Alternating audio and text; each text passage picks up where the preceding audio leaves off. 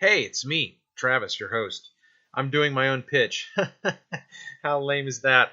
So anyway, yeah, if you listen to this podcast, thanks. But be forewarned, you could be unfriended, unfollowed, and uncompromising if you listen to Rethinking Revelation.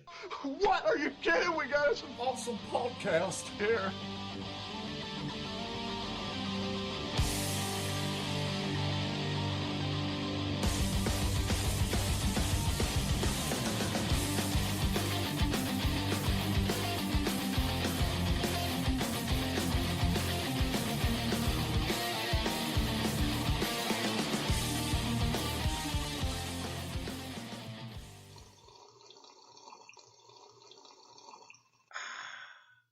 Welcome back to another exciting adventure of Rethinking Revelation.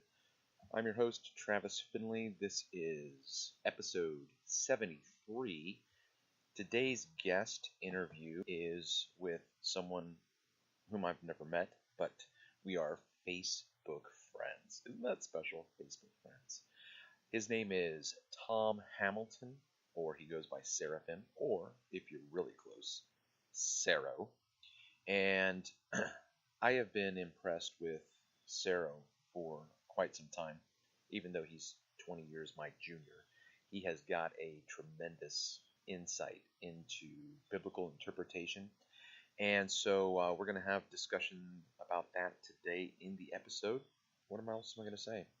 Yeah, so he's got a blog that he posts on, and I'll put that in the show notes if you wanted to just click the link. But otherwise, his Tumblr address is Kangaroo Alpha Beta Alpha Nancy Edward 52 cabane52.tumblr.com, and if you visit that blog, you will see what I'm talking about. This guy posts stuff on Facebook all the time, passages of scripture that he's thinking about, and it's just some really deep, really well thought through points that he makes, and so I'm excited to have a discussion with him today, and I hope you are as well. So sit back, grab your cup of joe, and enjoy. Sero, okay, excellent. Well, greetings, hello. Hello. Welcome to Rethinking Revelation. This is a new venture, trying to do this phone call taping thing. So just so that you know, you are being taped. Anything you say can and will be used against you in the higher court. In the heavenly court. Yeah, in the divine council. Yeah. Okay, so how much time do you have? A bit. Okay. All right. Well, just let me know when you want to wrap it up. That's cool with me. I'm driving for the next hour, so I'm just driving. Okay. All right. So just to catch you up a little bit, Rethinking Revelation is my venture to incorporate everything that I've learned from all of my past experiences, undergrad, grad, and then post-grad, which I would label as my BH credentials. So all of that experience has led me to go back and look over Genesis through Revelation. So Rethinking Revelation is a broad category to talk about hermeneutics in general. Yeah. And so I don't know if you've listened to the show or anything like that, but I've had John Walton on, I've had Michael Heiser on, I've had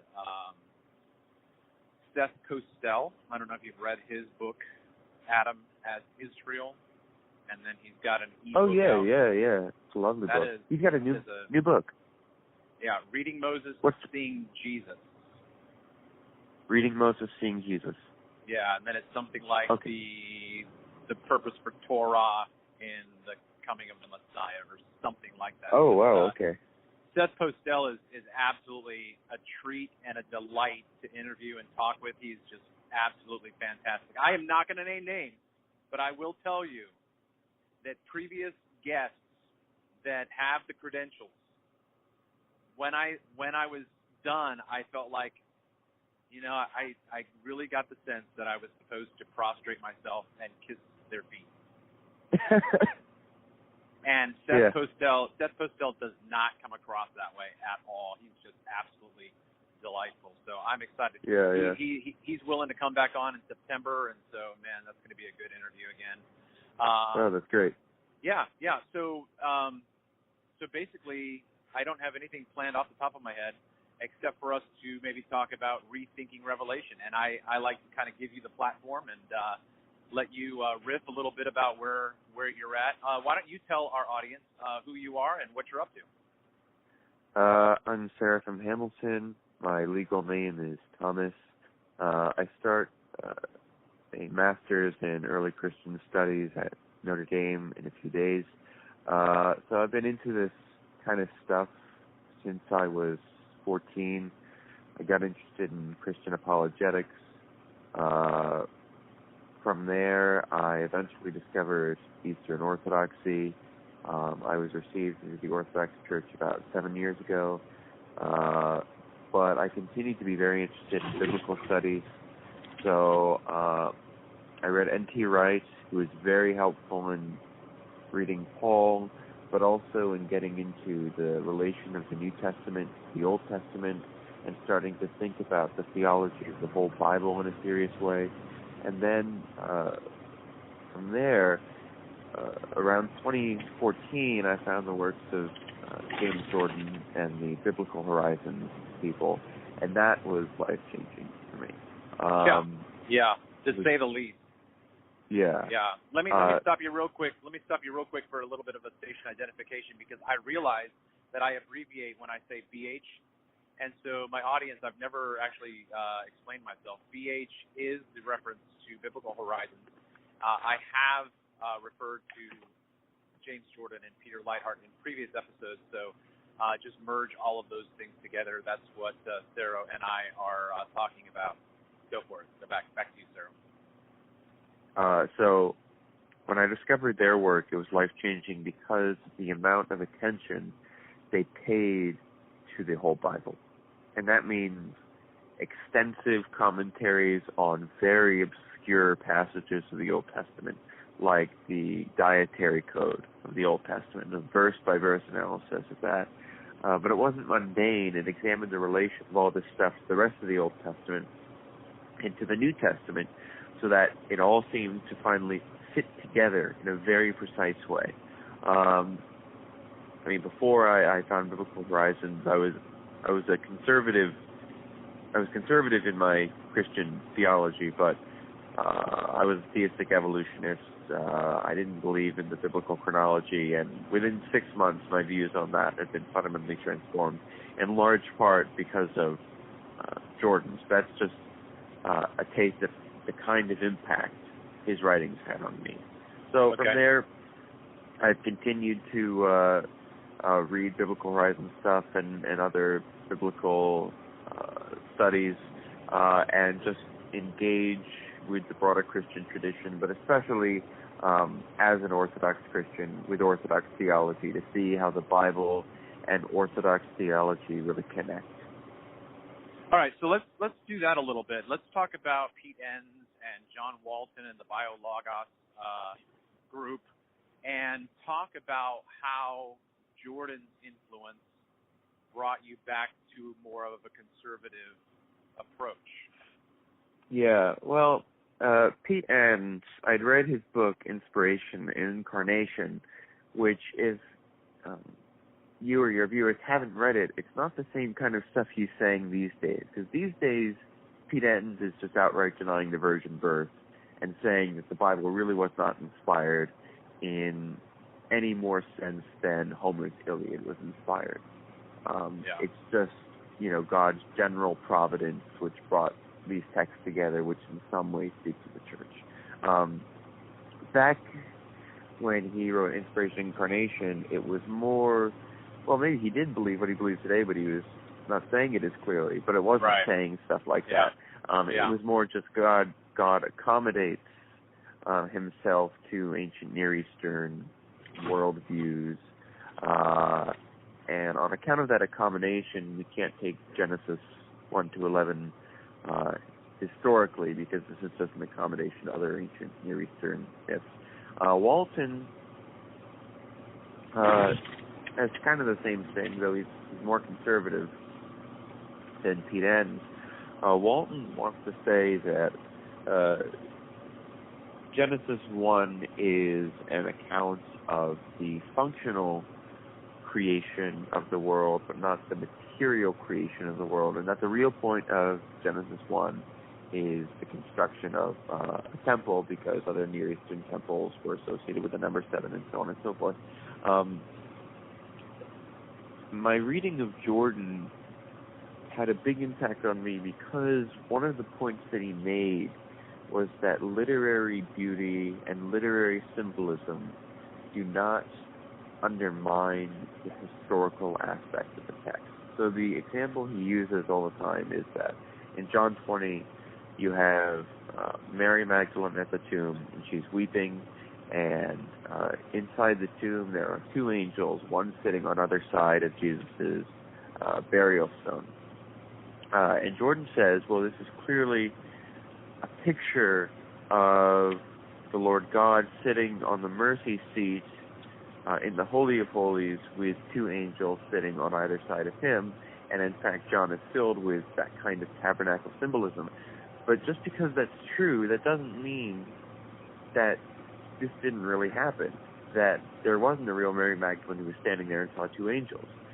Instead, because history is really and truly overseen providentially by God, and because the creation is really and truly symbolic of Christ in and of itself, not because we impose symbolism onto it, because of that, the symbolic aspects of the biblical text actually require the historical sense for them to have their force, because the Bible isn't just giving us literary beauty to give us enjoyment.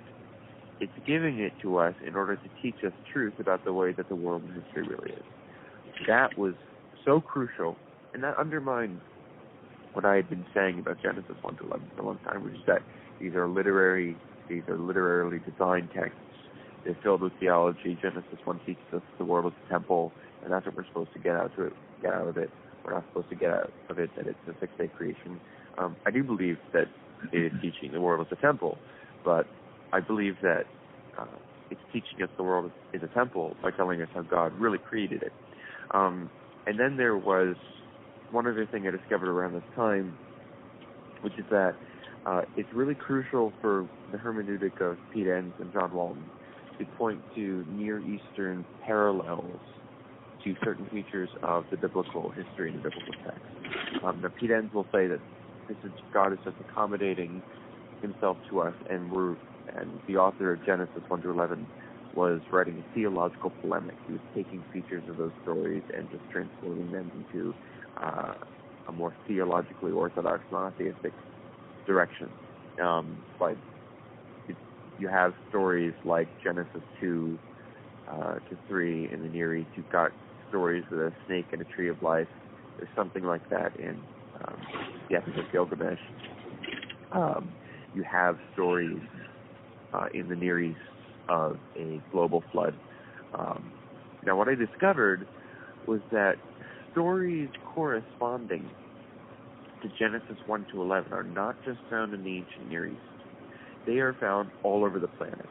And the similarities between these stories in Genesis 1 to 11 are very specific. For example, you find all over the world some kind of bird, very often a raven or a dove or both, being sent out at the end of a global flood. Now, that can't just be explained by independent local flood events everywhere, because the similarities are too specific. Right. And there are all kinds of similarities like that. And so what that tells you is that there are 2 possible hypotheses for explaining why there are similarities to the biblical story in the ancient Near East. The first is that the biblical authors took those stories from the Near Eastern world and altered them. The second is that there was a common source in history for the biblical text, which reproduces it accurately, and Near Eastern traditions about the flood, which were taken from a common tradition about the flood. The second hypothesis is overwhelmingly more likely because we find these stories all over the world. that was really crucial for me.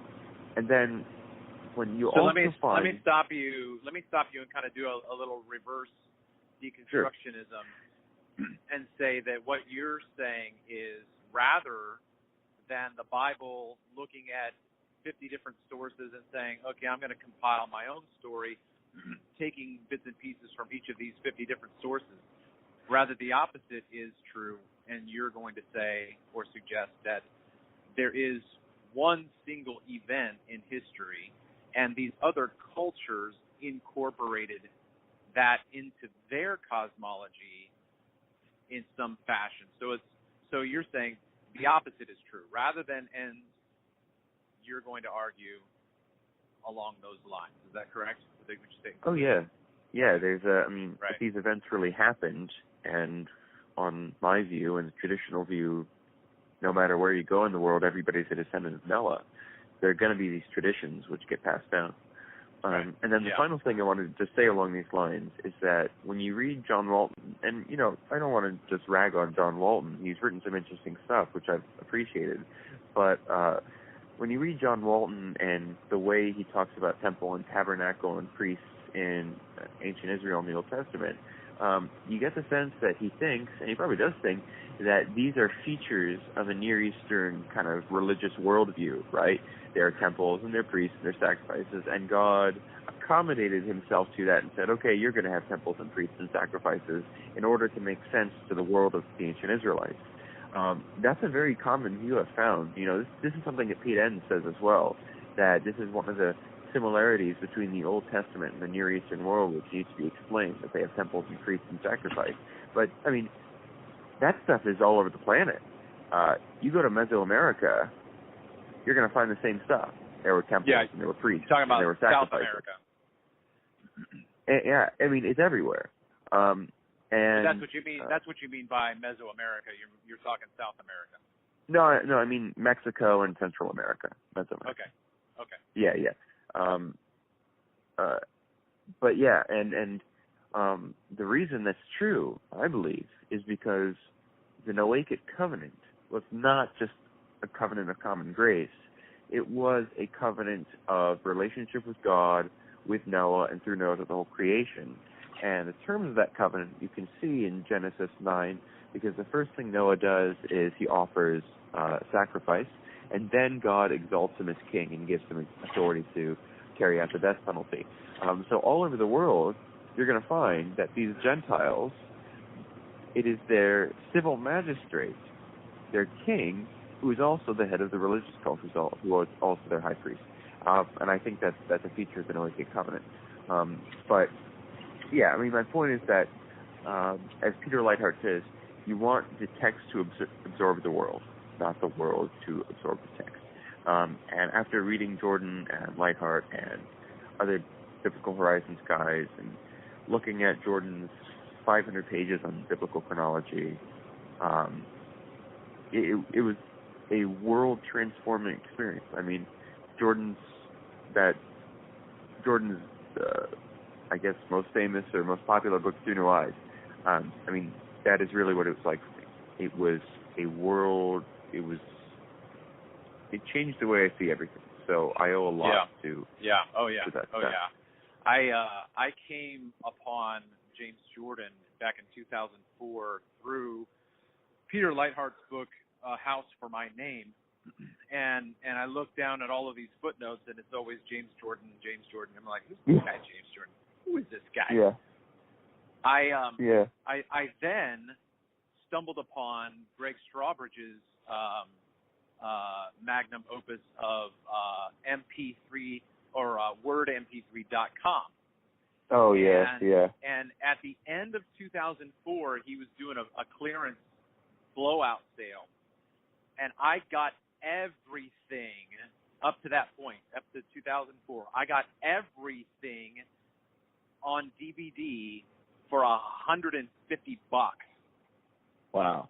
Which, if you look at it now, or when it's not on sale, it's like $1,000 at least. So I was like, okay, I'm gonna spend my Christmas money on this. And so I start listening. I was driving a tractor trailer then, like I am now. I start listening to James Jordan, and I think, where where has this guy been all my life? Yeah. Because I had never, ever heard the Bible explained. And I was like, this was one of my conversion experiences. Yeah. Because that's what it was. Yeah, it deepened and broadened and completely obliterated my previous. I would have been happy to have not gone to Moody Bible Institute, not to have gone to the Community College of Reformed Seminaries. I'm not going to name it, and traded in that education to sit at the feet of this Gamaliel. Oh, and, yeah. I mean, I after I found through New Eyes, Word MP3 was critical for me as well. I got the 204 45-minute Revelation lectures. Yeah. It took me 6 months to listen to all of them, but I listened to every single one of them. And I mean, that thing was not just a course on Revelation; it was a course on the whole Bible. On the whole Bible, yeah. And those lectures are key because a lot of the stuff that Jordan says in passing and through New Eyes, people say, I don't know if that's really true. But because the Revelation lectures are like something 150 hours in total, it gives him the time to prove in detail everything he says. So that really showed me where he's getting it all. All right. So I remember as well going back to California and talking to my Reformed pastor. It was a burgeoning Reformed Baptist church, slowly becoming Reformed in Paedo baptism and then also Paedo communion. And I said, hey, have you heard of this guy Jordan? They're like, oh yeah, that guy's a nut job. He's crazy. He said some of the craziest things. And I'm like, oh, okay, well maybe I should. But I loved it. I'm like, oh, but I was going back to a church that I grew up in. And I'm like, oh, well, these guys know what they're talking about. Maybe I'm a little bit wacky. And so you have that knee-jerk reaction with people like Jordan who talk in a certain way. Can you flesh that out a little bit? Why do you think it's such a weird response? Why do you have such a knee-jerk reaction? So here, let me give you an up-to-date version as well. My pastor now, who is a PCA minister, I've talked to him about this stuff, and he just looks at me like, "What are you talking about, man? That is not there." So, what do you think it is that is the filter, the paradigm, the glasses? Talk about that a little bit. What do you think it is that's going on in people's minds when they are challenged by something that you and I would say this is actually grade A meat, and you guys are just used to that beef that's raised in a you know what I'm talking about. Yeah, it's all manufactured and chemically enhanced. Yeah. Sure. Right. But I think I can't fully explain it, but I can take a few shots. I think one thing is when people are used to thinking in a particular paradigm for a very, very long time, it's hard to break out of that paradigm. And this is especially true for reading the Bible, because I know from experience and from dialoguing with others that reading habits are very difficult to break. And it is very difficult to separate what the text is actually saying from what I am habitually accustomed to thinking it says. For example, as an Orthodox Christian, we have problems with the classical Reformed understanding of penal substitution. Okay, but that doesn't mean we don't believe in substitutionary atonement or some kind of penalty. It's just the traditional Reformed formulation. But I've talked to people, and they'll point to me a text, and they say, "How can you deny penal substitution?" And the text just says Jesus is a sacrifice, and they cannot separate their reading habit of what they think sacrifice means from what the text is actually saying.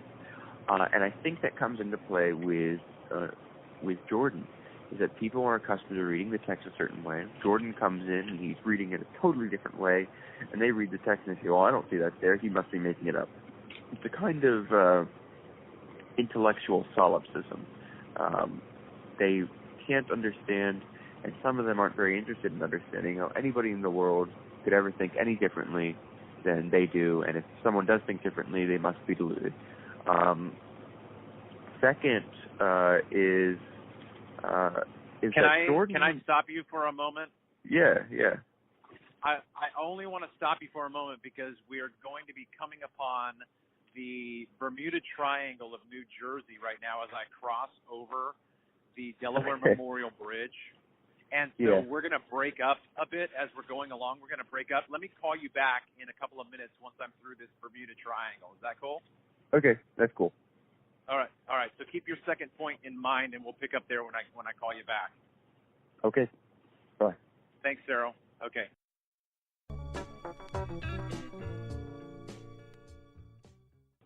I decided to take a bit of a detour to see if it avoids it a little bit. Not only that, but I also need to avoid a weigh station where I have to pull my truck over because they're doing exhaust inspections, and I want to not have to deal with that while we're talking. So, okay, so going back now to our second reason for why thinking about the Bible from a different perspective is so difficult. Oh, yeah.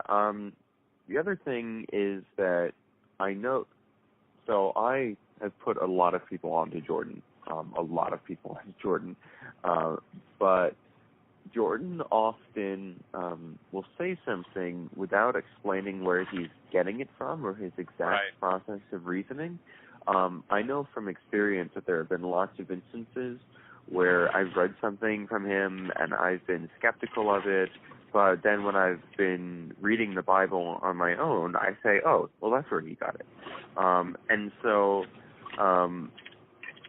I dare say that I've become pretty good at reconstructing Jordan's own process of thought whenever he says something. And so it's very rare these days that he'll say something and I don't understand where he's getting it from. But if he does, I never just dismiss it. I kind of tuck it away, make a mental note of it, and make a note to pay attention to that in my Bible reading and see if maybe I find where it came from. But I end up explaining to a lot of people where his line of thoughts come from, because part of reading Jordan is not just getting his insights; it's understanding the way he thinks and thinking in that same way when you read the Bible. Yeah. So I think failing to get that is one reason that a lot of people are just put off by him. And then third, some people, I don't know why, I think it's bizarre. Maybe it's just kind of an overcommitment to certain tenets of the Reformation. Is some people are incredibly committed to what they call grammatical, historical exegesis. I don't even know how to mark the boundaries of what grammatical and historical exegesis is, but usually it involves assuming that the minds of the apostles and the biblical authors were as dull and as boring as the minds that they themselves have when reading the Bible. But it's clear that the apostles were very kind of what we would consider out there in their exegesis of the Old Testament. But actually, when you understand their method, you understand where they're getting it and why they were actually right to read the text that way. So let me throw something at you and see what you think about it, because I'm sure you and I have come up with our own way of incorporating a lot of that biblical theology that Jordan purports. And so let me pick up a little bit with your reference to the grammatical historical. I think the grammatical historical approach teaches people that the prima facie reading of the text is the prima facie meaning of the text, and there's nothing else there except what's being said by the language and the syntax, which is the grammar, and then the historical comes into play only insofar as it helps us put the grammatical syntax into an historical colloquialism or idiosyncrasy that is not our culture. And so what I've termed that approach in a really weak attempt at Latin as a fabula nuda. That is, the story is simply naked. It's just a story, and there's nothing more to it. And you don't have to squint your eyes and read between the lines. What it says is what it says, and that's exactly what it means.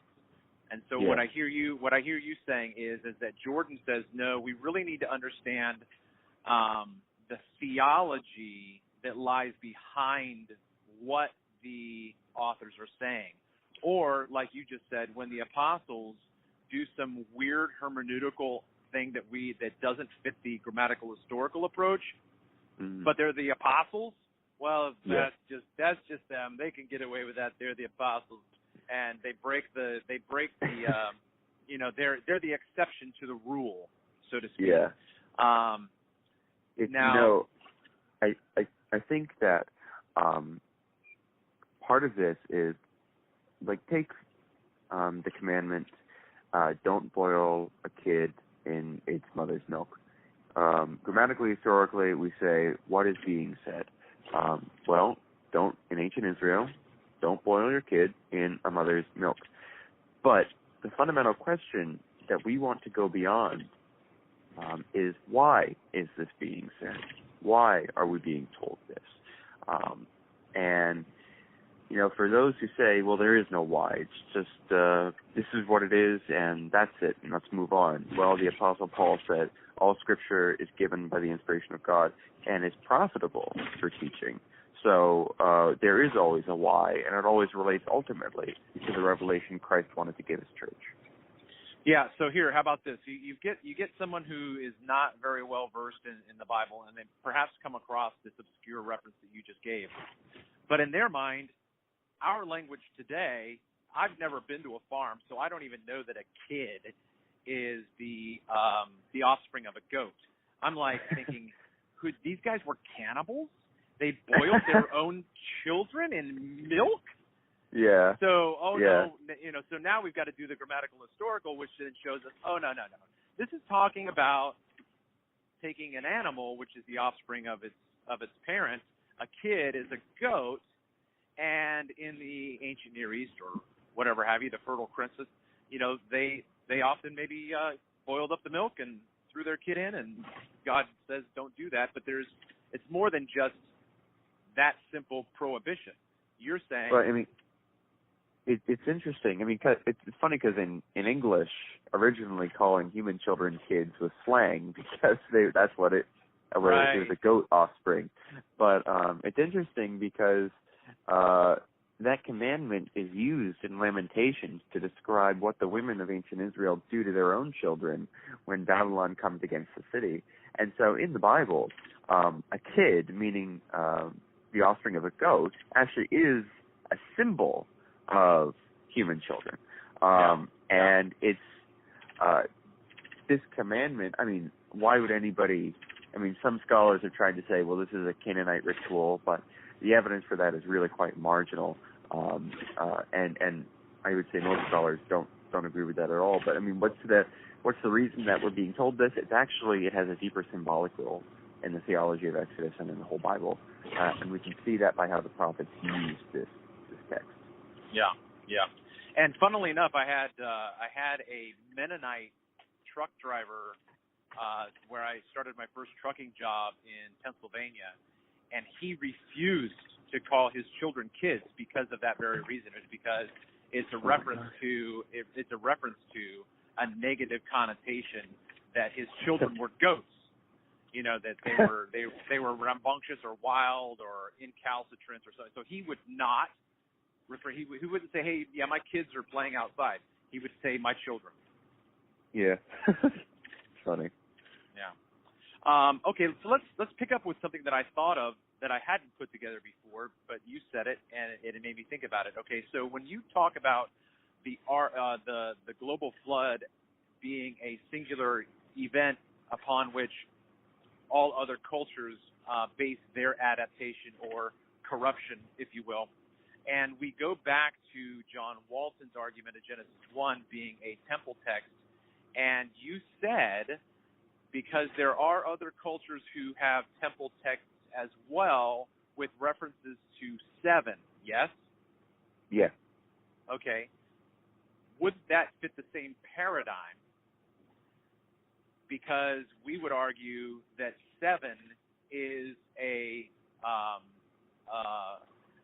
a symbol in the Bible from Yahweh communicating his temple orientation. So it's not, again, like Pete Enns would possibly say, oh, look, Moses is adapting from his culture who uses 7 and temple texts. I would wonder then if you would say something along the lines of that we have an original temple text from which other cultures then just said, yeah, let's do this too with our cosmogony. Yeah, I mean, I think that these symbolic numbers, like, let's take the 7-day week as an example, because I'm a young age creationist. I think that the 7-day week comes from God's original creation week and then the Sabbath. Not all cultures in the ancient world had a 7-day week, but many of them did, and the ones that did they were far-flung. I mean, you found them across the world. There are many independent cultures with a 7-day week, and I think that comes from this original Noahic Adamic tradition.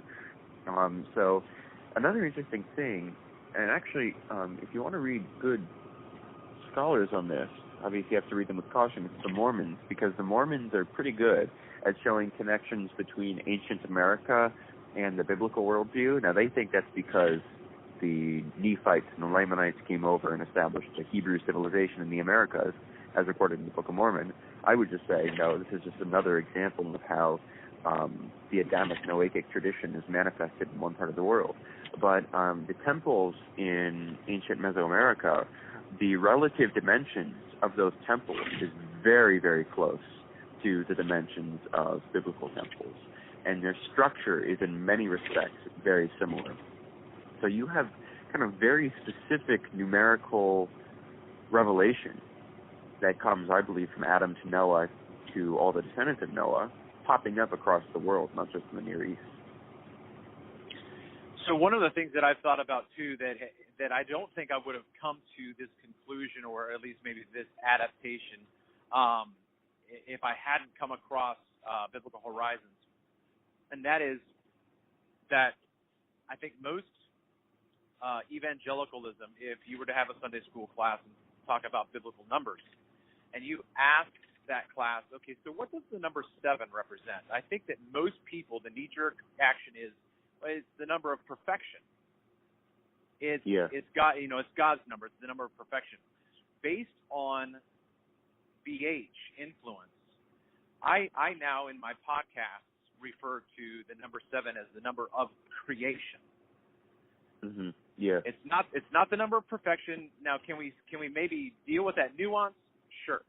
But I think, talking about what you're saying in terms of, even the work week itself, but when we look at the recapitulation and the use of later revelation of 7 as a pattern of deconstruction, uncreation, and then reconstruction or recreation, the number 7, I think, is better rooted back as a creation-oriented symbol. What do you think of that? Well, I think that's true, but I also think 7 is a number that's used for the fullness of time, whereas 4 is a number used for the fullness of space. And I think that pops up in the Levitical Code a lot, but it is that number of creation, and especially original creation, because there are also patterns in the Bible which have an 8th day, which refers to the eschatological Sabbath and the transfiguration of the world by Christ. So I think you're absolutely right there. And I think a lot of people say 7 is a number of perfection because 7 is the only biblical symbolic number they know, because it's the one that's most in your face. But there are lots and lots of other symbolic numbers in the Bible. Sure. Yeah. Now, I was being the good interviewer, and I wasn't interrupting you, and I wish that I had, because now I can't remember the other thing I was going to say. But what you had said, something in terms of talking about how we're interpreting the Bible, two metaphors that I use are squinting your eyes, like if you can't see something. I don't know if you remember, were you a big fan of Seinfeld? Oh, yeah, yeah. Remember when George Costanza said he didn't need his glasses anymore? And he looked across the room, and he squinted his eyes, and he's like, "Oh, look, there's a sign over there." So we walked over, and they were like, "Oh, wow, he's And then he, the whole thing with Elaine and his cousin or something like that. But when we're reading the text, we need to read it as if we're squinting to see what is really going on. And then the other one is something that you're familiar with, and that is reading between the lines. Yeah. And I just can't get that example. Something that I thought you said was a good example of saying, okay, the surface of this story is this, but how about this? Why don't we just do this? The story of David and Goliath, okay? Yeah. The story of David and Goliath, if we look at the simple grammatical historical approach to that text, and we look at the description of Goliath, and we see that he is his chainmail is described in a way that that is communicating. Well, it basically calls his armor scales. Yeah. Okay. Yeah. Bronze scales. Now, that's what it says. That's what it says. I don't think that most people read biblical with a biblical theology in mind, and that is, I don't think that they're squinting there. So I'm sure you can pick up where I'm going with that. So why don't you tell us, if we squint with our eyes, what does this actually help us to see? Well, I mean, the direct answer to that is Goliath is a serpent. That is why we're being told the armor is scaled. But this is not the only evidence for that. And one will find that when one has these instinctive interpretations, one then studies the text even more, and one finds how it fits in with everything else. So, for example, in 1 Samuel 11, when Saul is first anointed, the thing he has to do in order to prove himself is he has to fight a king of the Ammonites called Nahash. And Nahash means serpent. So Saul fights his serpent. And then in 1 Samuel 16, David is anointed, and just like Saul, he has to prove himself in battle. So in 1 Samuel 17, he meets his own serpent, Goliath, with scaled armor. We also find that in this text, David defeats Goliath by hitting him in the head with this stone. Now, this is a reference back to Genesis 3, where we're told that the seed of the woman will crush the head of the serpent. And throughout the Pentateuch, we find that the way the Pentateuch references earlier parts of the Pentateuch, that seed of the woman is focused down into the line of Judah, ultimately through David, ultimately to Christ, but David is a type of Christ, so he crushes the head of the serpent here. And then we also find one more thing with respect to Goliath. Goliath is a giant, and he's from a Philistine town called Gath. Now, if we go back to Joshua, we find that Gath is one of the cities in which the remnant of the Nephilim congregated. The Nephilim are giants, and this theme ultimately goes back to Genesis 6:1-4, a controversial passage, but it says that the sons of God went into the daughters of Adam, and the daughters of Adam bore children to them, and they were Nephilim. Now, Michael Heiser has argued, I think persuasively, that Nephilim means giants. They pop up again in Numbers 11, where the spies say we were like grasshoppers before the Nephilim. I don't think this was a literal copulation of demons and women, but I think it involved demonic possession, superhuman strength, stuff like that. And so what we find here is that Goliath is identified as a serpent, and Goliath is a Nephilim. And when we understand the deep connection that Nephilim has with demonic possession, we find that the idea of Satan as the serpent and the demonology of the New Testament is rooted and grounded very firmly in the Old Testament. This is not something that just pops up in the intertestamental period. It's something which is there in the Old Testament when you know how to look for it. Yeah.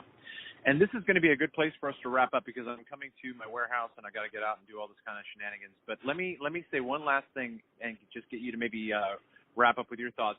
One of the other things that I point out in my podcast is the importance of translation. I think that a lot of things get lost in translation when we simply transliterate. And your point on 1 Samuel 11 is a beautiful case in point, because I believe that it's simply transliterated that the king's name was Nahash, yes? Yeah. Right. So people who don't know Hebrew, and if they don't have a Bible that's got a footnote that says, okay, now, it just happens to be that the original literal means serpent. But if we translated consistently, and I think I will say it this way, if we translated theologically, I actually think that would go a lot further in helping readers learn to read the Bible more robustly and see those connections. Yeah, I definitely agree. Because biblical names have theological significance all the time. Right. For sure. One of them is that I was thinking about the other day. Hannah means favored one, right? For Samuel, she needs a son, and her name means favored one. Well, in Luke, the Blessed Virgin Mary, she sings a song which is very much like Hannah's song, and Luke is alluding to Samuel a lot. And when Gabriel comes to the Virgin Mary, he says, "Greetings, O favored one," and that's like "Greetings, O Hannah." And then she sings a song like the Song of Hannah. So these names very often have theological significance.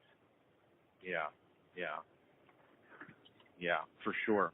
All right. Well, I hope this is the beginning of a beautiful relationship like mine with Seth Postel. I would, covet any spare time you have. Always just shoot me a text and say, hey, I was thinking about this over here in Notre Dame, and let's talk about it and whatnot. Just feel free to do that. And I'm always driving and always on the road. So if that ever happens in your schedule, that would be fantastic. Okie doke. I definitely will. Excellent. Sarah, thanks so much for giving me your time right now, and Lord bless your efforts as you further your education in Notre Dame. And don't go getting any tattoos of Fighting Irish now, okay? I won't. All right. God bless. All right. Thanks. Bye-bye. Bye. Thanks so much for tuning in to another exciting adventure of Rethinking Revelation. Don't forget to follow us on Twitter and Facebook at Rethinking Revelation. As always, you can send us a comment or a voice memo, rethinkmemo@gmail.com or travis@rethinkingrevelation.com. As always, visit iTunes and give us a great review with all stars. And until next time.